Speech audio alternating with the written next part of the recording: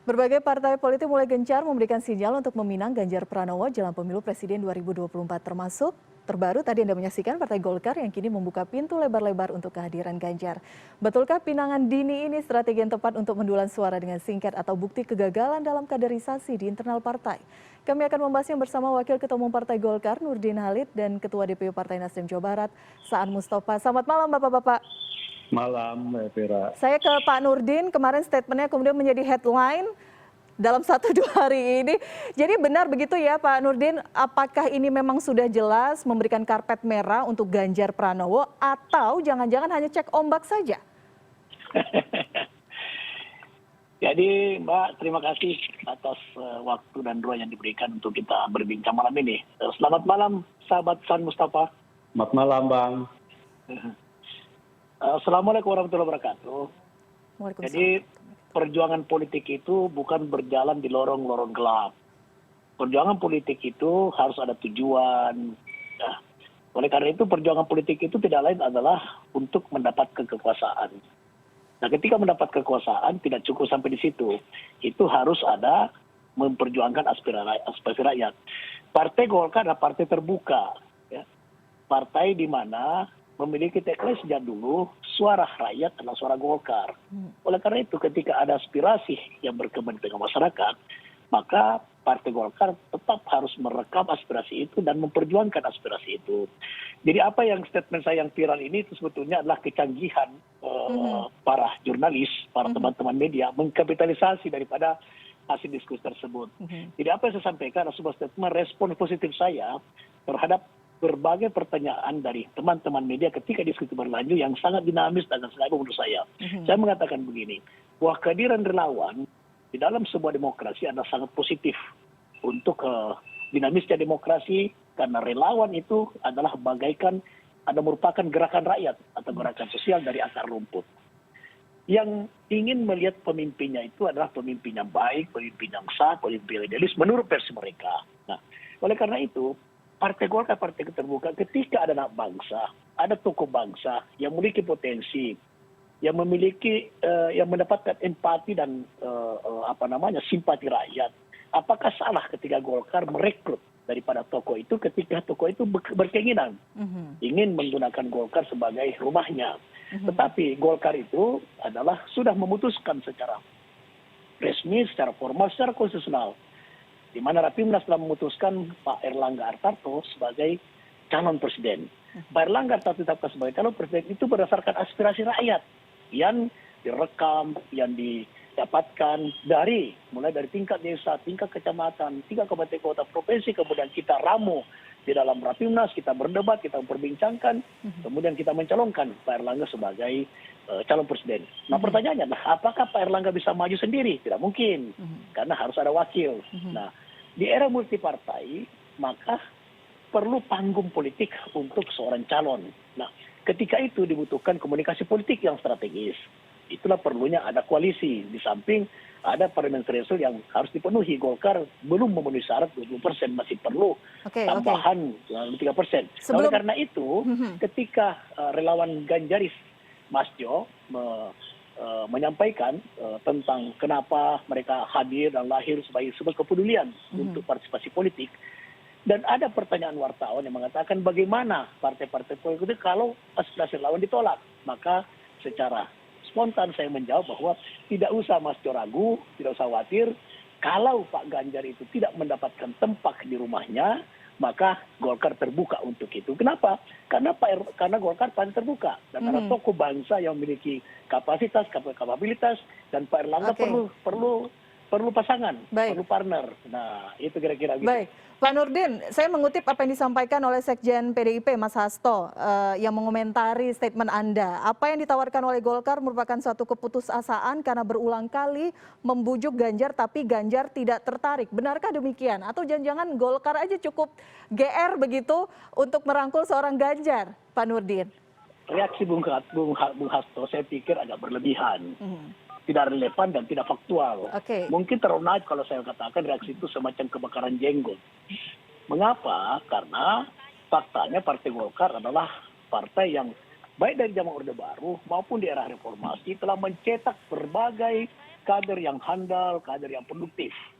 Dan tidak bisa dipungkiri, mohon maaf sahabat Hasan Mustafa, banyak kader Golkar justru mendirikan partai baru dan berhasil. Nasdem misalnya Pak Surya Paloh, Gerindra, Pak Prabowo, kemudian Hanura, Pak Wiranto, dan Pak Edi Sudrajat, PKPI.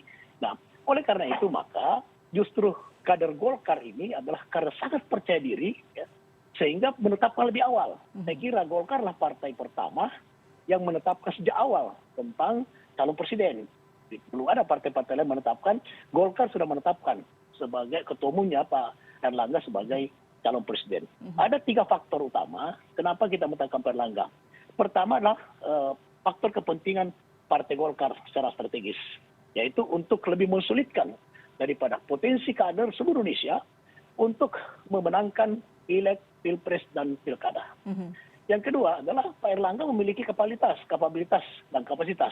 Kita lihat sebagai Menko Perekonomian, beliau pandangan kami, ya, pandangan objektif dan santai kami adalah beliau sangat berhasil dengan pandemi, beliau bisa mengurus, mengkoordinasikan ekonomi ini sehingga ekonomi kita tidak terpuruk di tengah-tengah pandemi. Apalagi sekarang beliau dipercaya lagi sebagai ketua pelaksana bidang ekonomi untuk G20. Nah, itu adalah kapabilitas dan kapasitas mumpuni. Nah, yang ketiga adalah Partai Golkar, mungkin satunya partai, memiliki konsep tentang negara kesejahteraan. Yaitu sebuah harapan sebelum di 2045 kita mengharapkan 100 tahun Indonesia merdeka, sudah tercipta Indonesia menjadi negara kesejahteraan. Nah, untuk memperjuangkan negara kesejahteraan itu perlu kekuasaan. Itulah kemudian kita mencalonkan Pak Erlangga sebagai calon presiden. Nah, untuk calon presiden perlu ada wakil. Nah, untuk ada wakil dan memang harus ada lobby-lobby politik. Oke. Jadi intinya memang sudah tertarik, sudah membuka lobby-lobby, Pak Ganjar ditempatkan menjadi orang nomor 2, pencalonan tetap orang nomor 1, Ketua Umum Partai Golkar, Pak Erlangga. Begitu ya, Pak Nurdin? Setahu saya sebagai wakil ketua umum yang kebetulan ditugaskan oleh ketua umum untuk mengkoordinasikan pada pemenangan pemilu dan Badan Legislasi Nasional, kita belum melakukan lobby-lobby sepengetahuan saya, ya, secara formal maupun secara informal. Jadi saya juga tidak punya pengetahuan tentang itu, jadi saya tidak tahu dari mana sahabat saya Hasto menyatakan bahwa sudah kalau lobby dan sebagainya kemudian Pak Ganjar menolak. Secara informal maupun formal kita belum pernah membicarakan di Partai Golongan Karya. Dan kalau dibicarakan, insya Allah pasti saya dilibatkan karena saya wakil ketua umum juga di Partai Golkar. Oke, nah, tapi sampai sekarang kita belum pernah melakukan, okay, sepengetahuan saya belum melakukan lobby-lobby dengan Pak Ganjar. Oke, tapi statement Pak Nurdin itu setidaknya dibaca sebagai sebuah sinyal Nasdem tampaknya kalah start begitu untuk mengincar Pak Ganjar. Benarkah demikian? Nanti saya akan bahas usai jeda, tetap bersama kami di CNN Indonesia Newscast.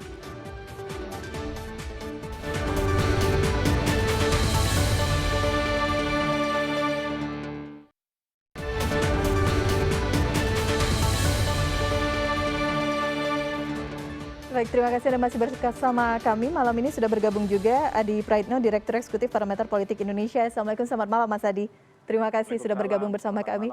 Oke, kita lanjutkan. Saya ke Kang Saan sekarang. Kang Saan, tadi pertanyaan saya sebelum jeda, bagaimana posisi Nasdem sendiri, sosok Ganjar cukup menarik untuk dilirik kah? Karena memang sistemnya nanti Nasdem akan sistem konvensi begitu ya untuk memilih calon presiden ya Kang ya? Iya, kalau kita memang sudah menetapkan bahwa untuk mekanisme perekrutan calon presiden kita menggunakan konvensi. Dan mekanismenya sudah digodok di internal. Dan sebelum konvensi dilakukan juga kita memang sedang mulai mencari partner untuk konvensi kan. Supaya untuk bisa memastikan tiket pencalonan presiden wakil presiden itu bisa kita penuhi. Dan juga ada beberapa syarat calon konvensi kita seperti Pak Surya sampaikan itu tidak bisa diikuti oleh ketua umum. Jadi supaya apa? Supaya tidak ada konflik kepentingan, supaya konvensinya juga ada kesamaan kan. Artinya gitu Partai Golkar sudah dicoret begitu ya? Ya, jadi semua setara kan gitu. Jadi kalau misalnya ketua umum ikut dalam konvensi, nanti ada bias ya, bias kekuasaan politik di internal partai. Itu yang Pak Surya sampaikan. Nah, terkait dengan nama-nama, tentu kami memberi kesempatan semua, baik ke eksternal yang memang bukan kader Partai Nasdem, apakah itu yang belum memiliki partai atau kan yang memang mereka kader partai itu sendiri. Misalnya kayak Pak Ganjar itu kan kita udah tahu lah itu kan kadernya PDIP kan gitu kan. Tapi kan ada banyak calon-calon yang memang tidak memiliki afiliasi partai secara jelas ya. Ada Pak Anies Baswedan, ada Pak Ridwan Kamil, ada Ibu Hovifah. Di internal Nasdem juga akan banyak dan juga di kalangan kabinet. Jadi kita akan melakukan sebuah proses rekrutmen melalui konvensi. Nah yang kedua, fenomena misalnya ada relawan, misalnya apakah itu relawannya Pak Ganjar yang sudah mendeklarasikan relawannya Pak Anies. Memang kalau menunggu proses pencapresan secara resmi dari partai itu kan masih lama. Kadang partai mencapreskan itu kan di akhir-akhir mau pendaftaran ke KPU misalnya, atau 1 tahun lah menjelang pemilu dan sebagainya. Sementara mereka itu kan juga butuh waktu untuk memperkuat ketokohan. Memperkuat ketokohan itu sambil menunggu kepastian dari partai. Memperkuat ketokohan itu soal akseptabilitasnya, soal di publik ya, di masyarakat Indonesia, tentang keterkenalannya, kesukaan dan juga popularitas. Nah ini tidak bisa dia berdiam diri menunggu proses di partai. Nah untuk itu mereka perlu yang namanya relawan untuk memulai proses politik yang secara resmi belum dilakukan oleh partai. Jadi Nasdem seperti itu sikap dan mekanisme nanti untuk pencapresan. Jadi sama sekali tidak ada perasaan terdahului oleh Golkar dan sebagainya. Walaupun misalnya Golkar sudah jelaskan gimana mau mencapreskan Pak Ganjar, sudah mendeklarasikan Pak Erlangga, kan Pak Erlangga kan sudah dideklarasikan sebagai calon presiden dan sudah berupaya semaksimal mungkin Golkar untuk memperkuat ketokohannya Pak Erlangga lewat berbagai upaya, apakah itu billboardisasi misalnya kan, semua di daerah dan sebagainya, agar secara populer maupun elektabilitasnya mengalami kenaikan yang signifikan. Jadi sekali lagi hal yang wajar kalau misalnya Bang Nurdin menyampaikan tertarik untuk membuka pintu buat Pak Ganjar. Oke, baik. Saya ke Mas Adi sekarang. Mas Adi, menarik ketika partai politik ramai-ramai sudah mulai melirik begitu, tapi sebenarnya Pak Ganjar sendiri milik PDIP dan belum jelas juga bagaimana kelanjutannya, apakah kemudian akan diusung atau tidak. Realistis tidak menurut Anda ketika ada statement dari Golkar seperti disampaikan Pak Nurdin Halid? Terbuka begitu, Golkar sangat terbuka untuk seorang Ganjar Pranowo. Saya ingin komentar 2 hal. Pertama, pernyataan Bang Nurdin Halid ini antara serius dan nggak serius sebenarnya. Karena apapun judulnya, Ganjar Pranowo saat ini masih sami'na wa ta'na terhadap partai yang membesarkan dirinya PDIP. Tapi ini juga menjadi suatu hal yang serius. Kalau PDIP misalnya tetap menganggap Ganjar Pranowo ini anak kos-kosan. Kan itu yang sebenarnya. Nah yang kedua yang ingin saya komentari, ini tentu menjadi satu sinyalmen yang cukup serius ya bagi PDIP. Kalau salah cara memperlakukan Ganjar Pranowo, bukan tidak mungkin, bukan hanya diusung oleh Golkar ya, justru Ganjar ini bisa menjadi senjata yang cukup ampuh mengalahkan calon-calon yang nantinya siapapun akan diusung oleh PDIP di Pilpres 2024. Karena kalau melihat simulasi survei ya, hanya Ganjarlah yang memiliki tren elektabilitas yang bergerak secara dinamis, naik secara signifikan. Golkar sepertinya punya treatment dan punya perhatian khusus terhadap Ganjar Pranowo. Karena kalau bergabung dengan Golkar, andai tidak diusung oleh PDIP, kan pilihannya kalau nggak nomor 1 ataupun nomor 2. Beda misalnya perlakuan dengan Ridwan Kamil yang sudah secara terbuka ingin hunting mencari partai politik. Golkar kan sebenarnya juga welcome. Tapi soal pencapresan nanti dulu, ada Pak Erlangga di situ. Dan tidak nyebut skenario-nya apakah nomor 2 ataupun nomor 1. Tapi ketika ada nama Ganjar, Golkar sepertinya memberikan disposisi, ya kalau nggak nomor 1 dan nomor 2. Saya membaca Golkar tentu ingin serius di Pilpres 2024. Bagaimana tetap memajukan Erlangga, tapi pada saat yang bersamaan punya tandem partner politik yang bisa menderek elektabilitas yang sama, tentu saja untuk menang di Pilpres nantinya. Nah lalu bagaimana dengan Nasdem? Saya kok membaca kalau kemudian Ganjar betul tidak diusung oleh PDIP, kemudian terus dianaktirikan, kalau Golkar berhasil mendukung, jangan-jangan juga Nasdem akan menjadi bagian di dalamnya. Entah skenario apa yang ada di dalam. Bisa saja ikut konvensi Nasdem, Ganjar menang, ini bisa menjadi koalisi gitu antara Golkar dengan Nasdem. Karena dua partai ini memiliki korespondensi historis yang nggak main-main. Ya kan, Pak Surya Paloh gitu adalah orang yang juga sempat besar di Golkar. Jadi kalau ditarik sedikit ke belakang, omongan Bang Nurdin Halid kok rada-radanya kira-kira begitu, ingin mencoba untuk merajut kekuatan politik elit-elit yang dulu sempat besar di Partai Golkar, tentu dengan skenario-skenario yang nantinya akan muncul. Itu ya yang menurut saya Elvira yang melihat dari jauh persoalan ini. Karena apapun judulnya bagi saya, Ganjar ini adalah barang bagus. Ya. Tentu saja Golkar, Nasdem pasti sudah punya data statistik tentang pergerakan politiknya. Dulu mungkin Ganjar populer dan dipilih hanya basisnya di Jawa Tengah, sebagian di Jawa Timur, tapi saat ini hampir merata dukungan terhadap Ganjar itu di berbagai tempat, dari Kalimantan, Sulawesi, di Papua gitu ya, di mana respon publik secara umum juga cukup bagus. Nah inilah yang saya kira semua partai tentu punya intensi untuk mendapatkan tangkapan sosok figur yang cukup kuat seperti Ganjar Pranowo ini.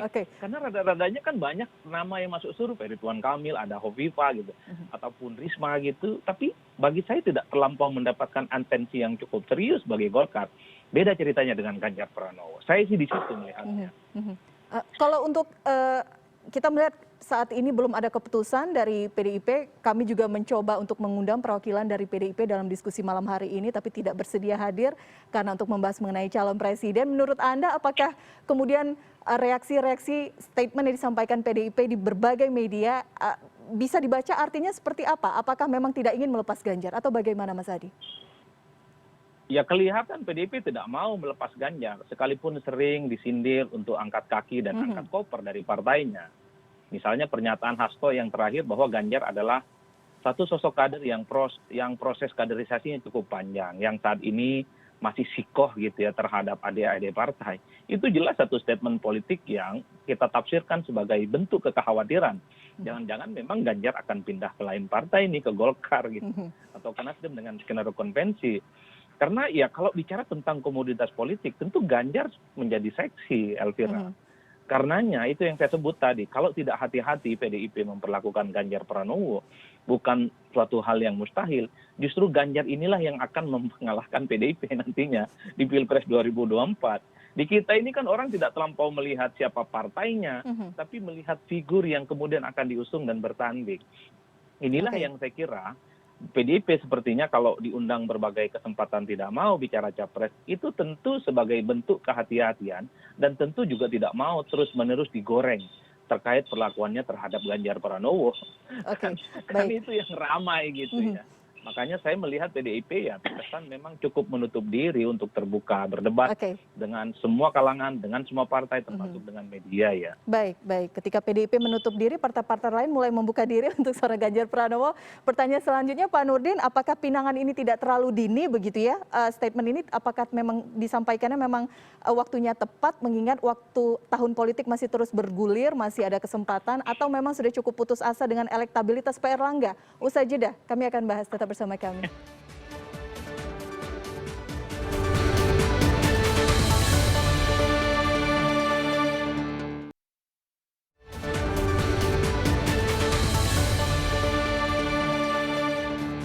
Baik, saya ke Pak Nurdin. Tadi sebelum jeda saya bertanya mengapa terlalu dini begitu memberikan sinyal, apa yang salah di kaderisasi Partai Golkar sehingga sangat kuat begitu ingin melirik kader partai lain, Pak Nurdin? Ya, jadi saya pertegas dulu Mbak ya bahwa itu belum sebuah pinangan.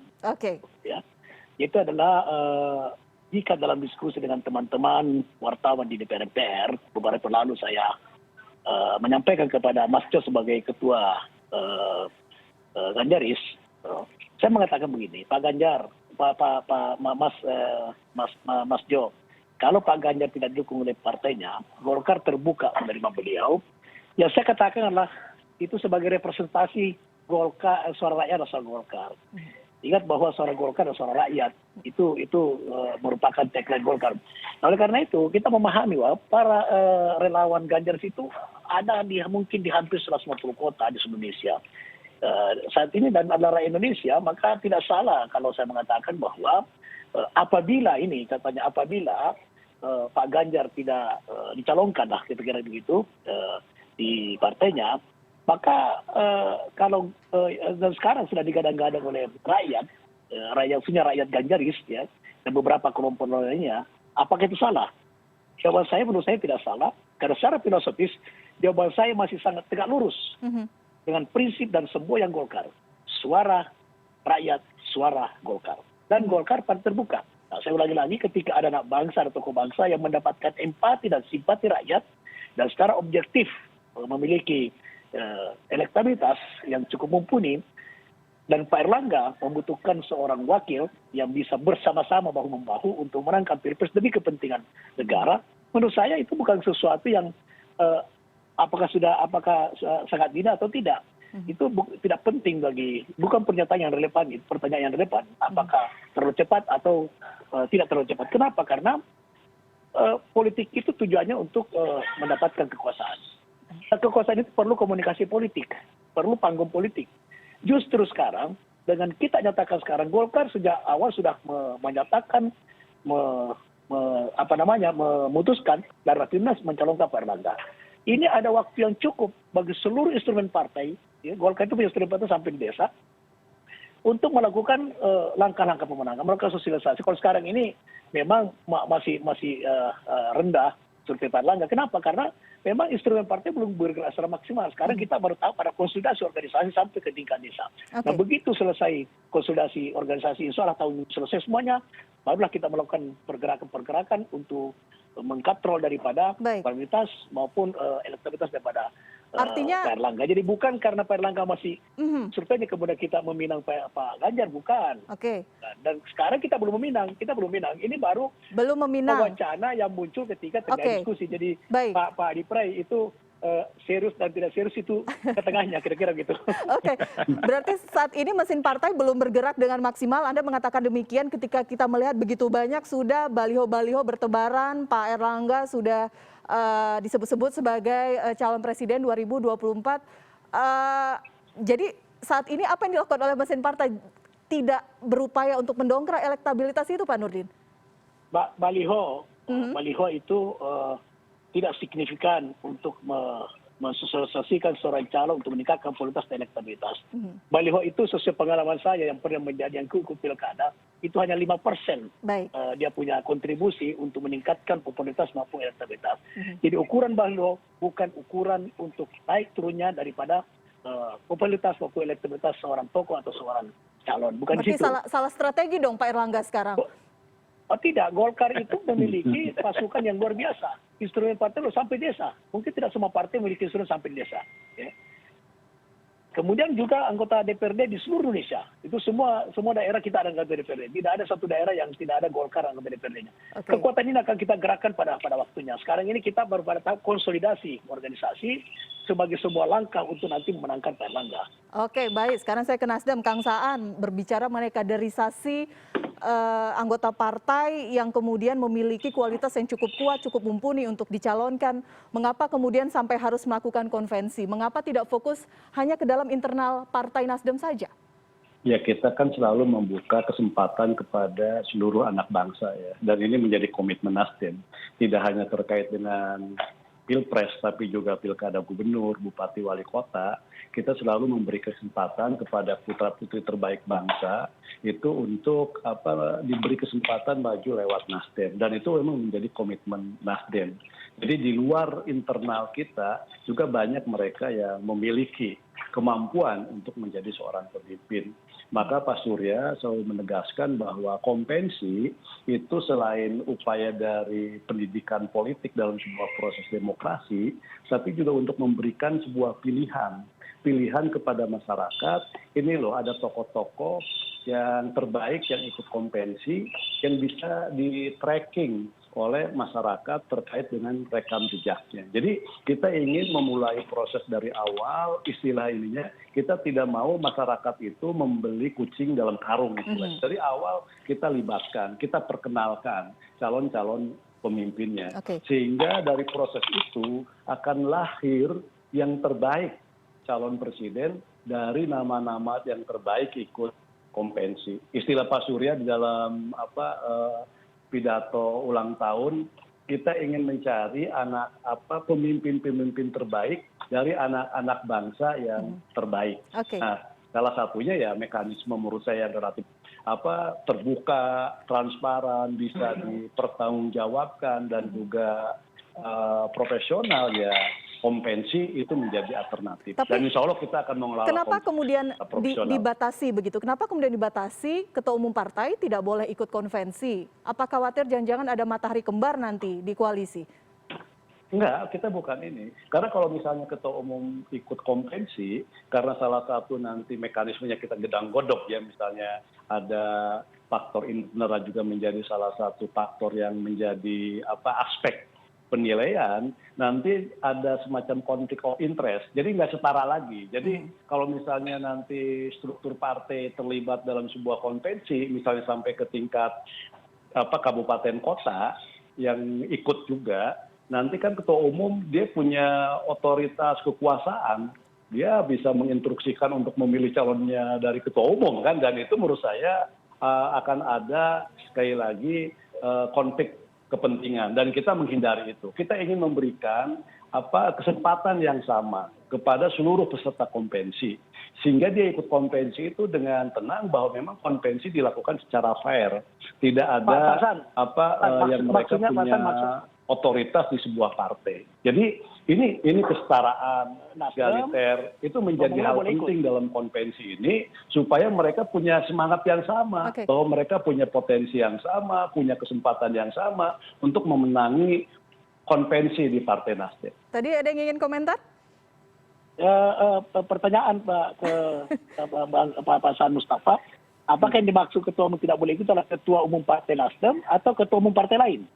Iya, nanti kalau misalnya kita kan gini, Pak Surya menyampaikan sebelum konvensi digelar, Pak Surya menjajaki untuk melakukan mencari partner konvensi. Kenapa mencari partner konvensi? Sama dengan tadi Bang Nurdin sampaikan, bahwa Nasdem pun secara elektoral dengan presiden threshold 20% itu tidak mencukupi. Sama dengan Golkar juga tidak mencukupi. Maka kalau misalnya kita ingin melakukan konvensi, kita kan harus mencari partner yang kalau misalnya nanti begitu ada hasilnya, dia memang sudah punya tiket untuk maju. Nah, karena itu kita akan mencari partner konvensi. Pak Surya sampaikan misalnya, siapa partner konvensinya? Kita juga menjajaki, istilah Pak Surya bisik-bisik misalnya dengan Golkar. Mengajak misalnya Golkar untuk ikut dalam konvensi bersama. Bahkan kita juga nanti siapa capres, dicari capres bersama. Nah, wapresnya ya nanti kita bicarakan secara bersama-sama. Apakah diserahkan misalnya, kalau misalnya ini seandainya ya Mbak Elvira ya, seandainya misalnya konvensi antara Nasdem Golkar, anggaplah pemenangnya apakah Pak Ganjar, apakah Pak Anies dan sebagainya, ya nanti wapresnya misalnya kita serahkan ke Golkar, terserah Golkar mau nyalonkan Pak Erlangga atau siapa. Kalau itu seandainya konvensi bersama, atau nanti kita mencari mitra konvensi dengan yang lain.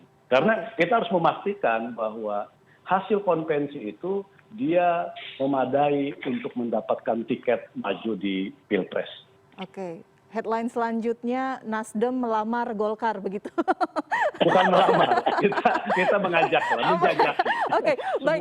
Saya ke Mas Adi. Mas Adi, menarik tadi disampaikan Pak Nurdin, Kang Saad. Kita tadi melihat bagaimana strategi yang dilakukan oleh masing-masing partai politik. Kita tahu juga politik itu tidak ada sesuatu yang pasti. Di menit-menit terakhir, berbagai strategi pasti bisa saja dilakukan dan diwujudkan. Tapi membaca langkah yang dilakukan kedua partai ini, bagaimana menurut Mas Adi? Ya tentu ini sebagai sebuah tanda kalau Pilpres itu sebenarnya sudah dekat, Elvira. Mungkin bagi orang yang nggak ikut partai, bukan aktivis gitu ya, nganggap pemilu masih 3 tahun lagi. Tapi bagi partai 3 tahun itu waktu yang cukup pendek sebenarnya. Mengkapitalisasi, merumuskan, dan mendesain bagaimana format pemenangan di 2024. Golkar ini kan mirip-mirip Pak JK, lebih cepat, lebih baik. Ya kan? Selalu bergerak agresif kalau ada buruan-buruan bagus, termasuk Nasdem. Konvensi itu kalau maju sebenarnya mirip sebagai sebuah jebakan Batman. Beauty contest, terutama figur-figur kunci, figur-figur yang penting, punya popularitas dan elektabilitas, tapi tidak punya kendaraan, kalaupun toh berpartai dicuekin seperti Ganjar Pranowo. Disinilah saya lihat Kalau Ganjar misalnya tidak diusung oleh PDIP, mungkin saja ini akan menjadi titik temu antara Nasdem dan Golkar untuk reuni mengusung capres dan cawapres. Ingat loh, ini gara-gara PDIP dan Gerindra seakan-akan mengunci bahwa mereka akan duet dan mengusung Prabowo Subianto dengan Puan. Maka partai lain tentu berpikir panjang karena Golkar, karena Nasdem, apapun judulnya adalah dua partai yang saat ini juga menjadi loyalis Jokowi yang saya kira juga potensial mengusung capres dan cawapres yang juga potensial juga untuk menang. Inilah skenario dan permainan penting yang sebenarnya akan mengeras di tahun depan, karena tahun depan ini kan sudah mulai masuk tahun politik, ada verifikasi partai politik gitu ya, gimana partai-partai juga semacam mencari dukungan terhadap partainya secara masif.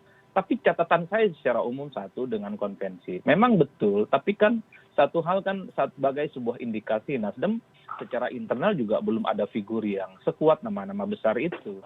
Belum sekuat Ganjar, belum sekuat Anies, belum sekuat Sandi. Makanya kemudian konvensinya dibuka secara umum. Begitupun dengan Golkar, kenapa relatif agak tertarik dengan Ganjar? Karena sorry to say Bang Nurdin, karena memang Pak Erlangga ikhtiar politiknya sejauh ini belum kelihatan hilal yang cukup bagus. Pak Erlangga ya 1%, padahal sudah ada gerakan balioisasi dan para relawan sudah muncul di mana-mana. Tugas utama Golkar tentu saja bagaimana mengkonversi suara Golkar yang 10% itu menjadi suaranya Pak Erlangga. Apakah pemilih Golkar itu otomatis akan memilih Erlangga Hartarto? Itu tentu menjadi PR penting.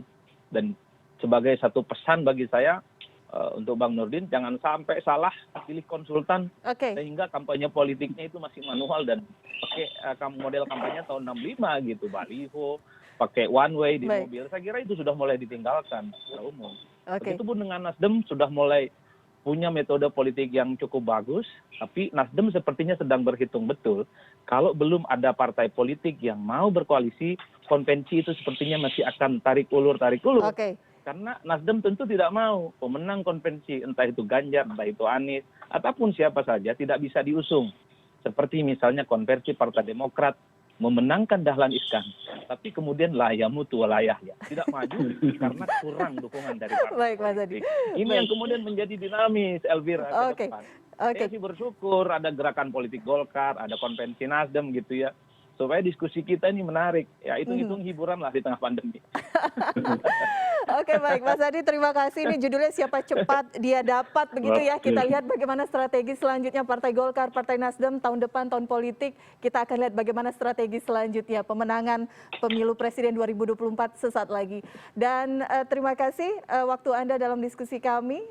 Selamat malam, sehat selalu. Selamat malam, assalamualaikum. Malam, Mas Adi.